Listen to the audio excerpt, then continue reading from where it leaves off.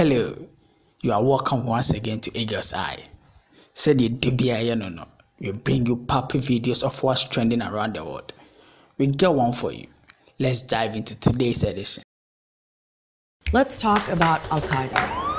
9/11 was the first time that a lot of people had heard of them and their leader, Osama bin Laden. There's only one group that has ever indicated that it has this kind of ability, and that's Osama bin Laden. Nearly 3,000 people were killed, and overnight, Osama bin Laden became the world's most wanted man. I want justice. There's an old poster out west, as I recall, that said, "Wanted, dead or alive." It took 10 years for the US to track him down and kill him. But today, the group he created is still very much alive. A very fearsome kind of organization, one that still has resilience. So 20 years after 9/11, how has Al-Qaeda changed? What are they trying to achieve? And what could the Taliban takeover of Afghanistan mean for them?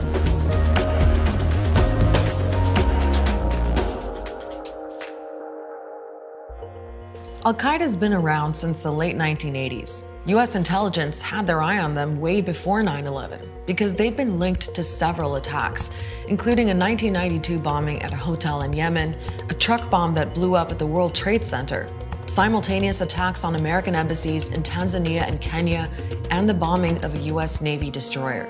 So what was driving Al-Qaeda? Well, to understand that, we have to understand Osama bin Laden.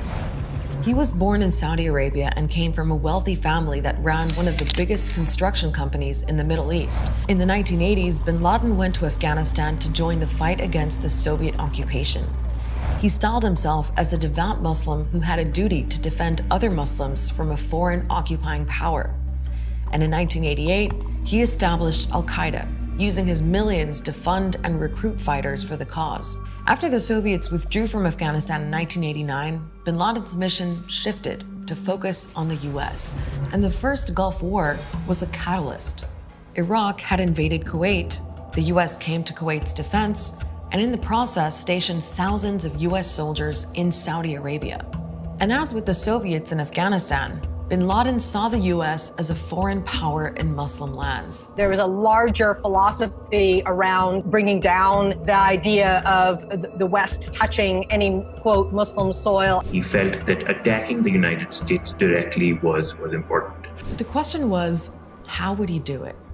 Well, by 1996, the Taliban had seized power in Afghanistan, and it became clear they would provide some kind of sanctuary for bin Laden to build up his group. He had created a mini army of sorts in Afghanistan. He created these sprawling training camps in which he was training thousands of foreign fighters. So the late 90s was a time that Al-Qaeda, tucked away in Afghanistan, was able to grow and plan attacks, including 9/11.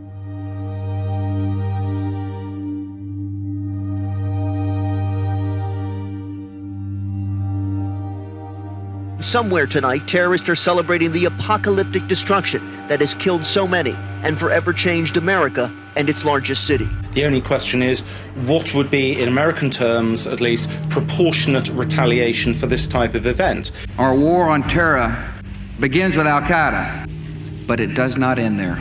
It will not end until every terrorist group of global reach has been found, stopped, and defeated. That so-called war on terror led to the invasion of Afghanistan by the US and UK, with several other countries joining a bit later.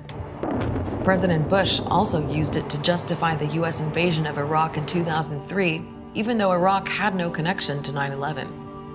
Over the next few years, many top members of Al-Qaeda were killed, mostly by US drone strikes, but Al-Qaeda was still a threat. And it was still able to attract new recruits for lots of reasons. One of them was the growth of the internet, which helped them spread their message further and faster.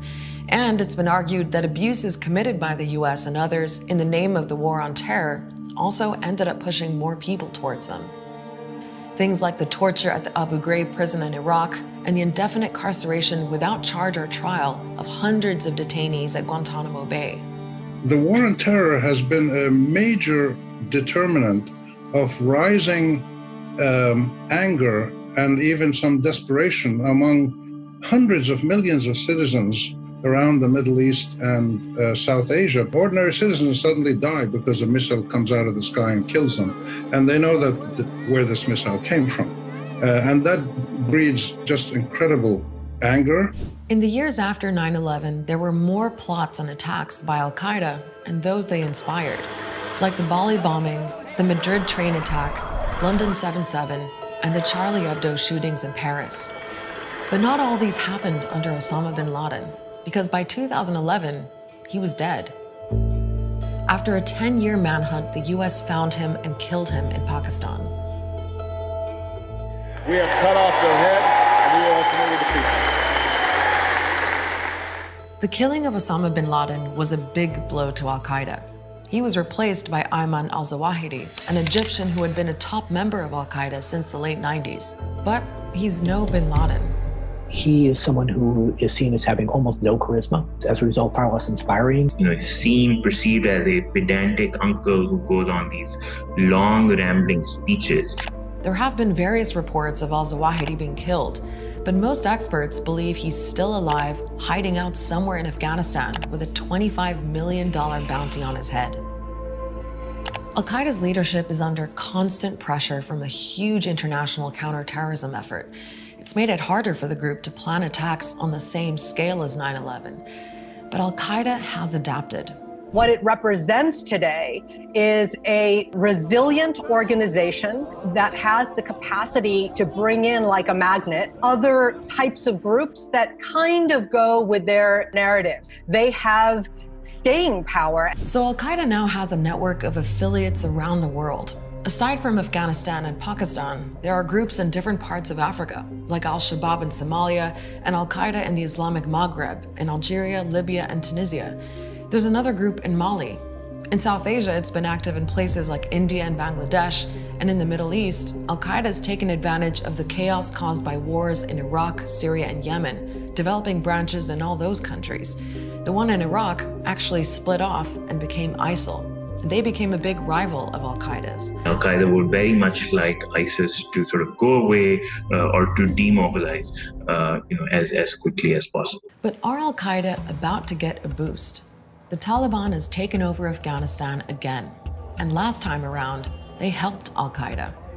This time, they say it'll be different.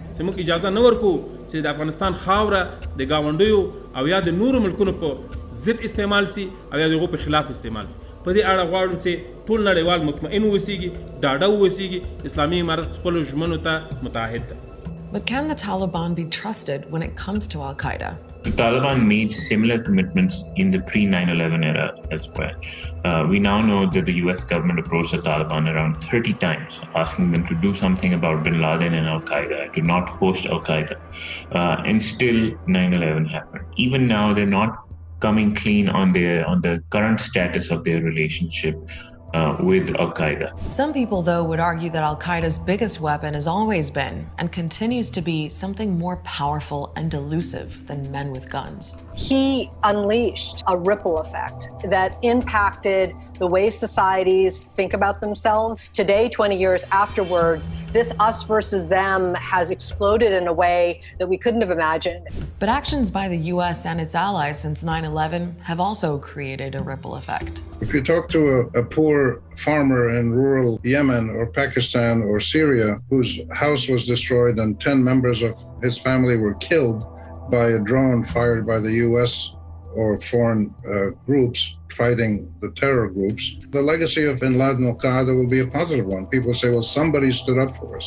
Somebody tried to fight back. Many of the ideas that bin Laden put forward are much more mainstream than they were 20 years ago. And one of the most important is the idea that the West is at war with the Muslim world. And now that the last US soldier has left Afghanistan, the Taliban are celebrating what they see as a victory in that war.